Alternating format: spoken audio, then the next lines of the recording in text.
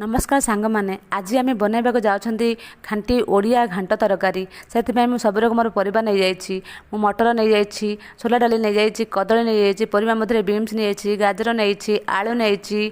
पोटल नहीं तापर मुझे तेल गरम करी से परिवा सब पकई से परिवा सब भल भाव से सतुड़ी परिवा को भल भाव सतुड़ी सारापर एपटे कड़े गरम करी पानी दे से मटर छोला डाली दे परिवा भलसे भाजिला परे मु स्वाद अनुसार लुण पकई देछि हळदी गुंड किछि देछि तापर भल भासे ताको मिक्स कर देछि तापर मु मटर सिझा धीरे डाली भी पकई देछि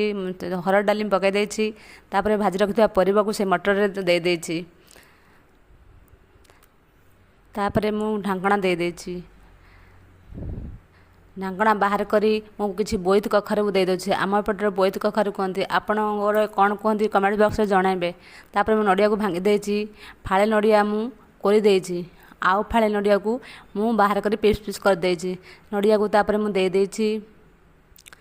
नड़िया को दे सारा पर भलसे मु गले देछि एपटे अदा रसुण को छेची देली भलसे मु अदा रसुण छेची सारा पर मो कड़ाई बसे तेल गरम करली तेल गरम होला पर मु लंका पकईली लंका गरम होला पर मु पंचु फुटण पकई पियाज को देली पियाज भलसे भाजिला